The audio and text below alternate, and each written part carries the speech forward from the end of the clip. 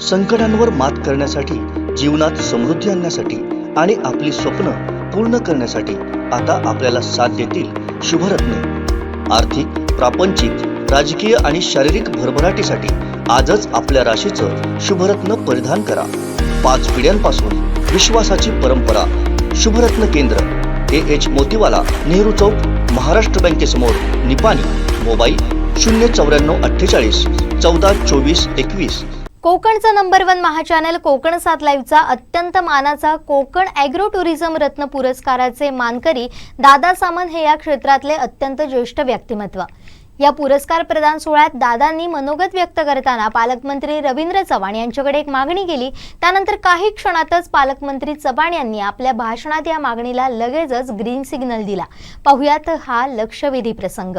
अतिशय सुंदर अशा प्रकारचं ॲग्रो टुरिझम ज्याला आपण म्हणतात, अत्यंत आधुनिक। मग त्याच्यामध्ये विशेष काय सांगायचं तर आम्ही किचन सुद्धा वेगवेगळे 2 केले, व्हेज वेगळा, नॉन व्हेज वेगळा। त्यांची भांडी वेगळी, इकडचं भांडं तिकडे नाही, तिकडेचं भांडं इकडे नाही, अशा प्रकारचं अत्यंत आधुनिक जर टुरिझम त्या किनाऱ्याला जर कुठलं असेल तर ते आर्यावर्त या नावाने प्रसिद्ध आहे।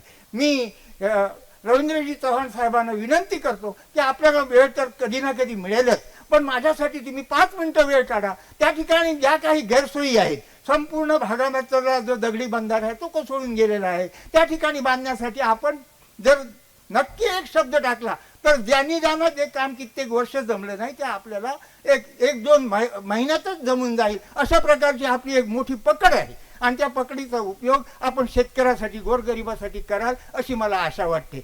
दादा सामंतांसारखे मी सहजपणे त्यांचा जेव्हा त्यांनी आवाज दिला किंवा भाषण करत होते तेव्हा सहजपणे हळूच विचारलं की त्यांचं वय काय, तर सांगितलं की 75 क्रॉस। ही सर्व मंडळी, ही जुनी मंडळी की जी आजही स्वच्छ वातावरणामध्ये त्यांनी त्यांचं आयुष्य काढलं, त्यामुळेच ते निरोगी आहेत। की तुम्हाला स्वच्छ वातावरणामध्ये, चांगल्या वातावरणामध्ये जर 2 दिवस 5 दिवस जर घालवायचे असतील तर तुम्हाला कुठे आलं पाहिजे, तर सहजपणे आलं पाहिजे की सिंधुदुर्गातच आलं पाहिजे। आणि ते तुम्हाला, आम्हाला सर्वांना येणाऱ्या काळात करण्याची गरज आहे। आणि त्यासाठी आम्हाला काय करता येऊ शकतं तर ते तुम्हाला, आम्हाला सर्वांना उभं करण्याची गरज आहे। दादांनी एक विषय सांगण्याचा प्रयत्न केला, ते सांगण्याचा ह्यासाठी प्रयत्न करतायत की त्यांना त्यांच्या पुढच्या पिढीसाठी किंवा आपल्या सर्वांसाठी जे आवश्यक आहे ते मागण्याचा प्रयत्न करतायत।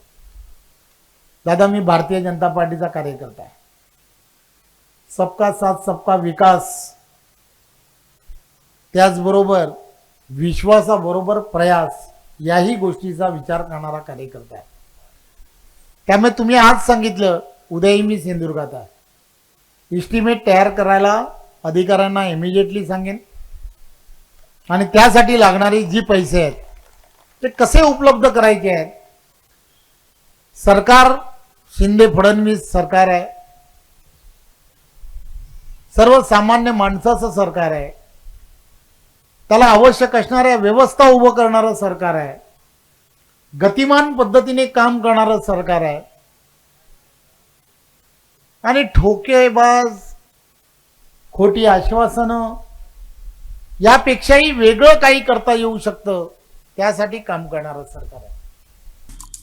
आमचे दिवसभरातले सर्व अपडेट्स, ताज्या घडामोडी आणि थेट लाईव्ह पाहण्यासाठी सबस्क्राईब करा, लाईक करा कोकणचं नंबर 1 महाचॅनल कोकण 7 लाईव्हचं YouTube चॅनल।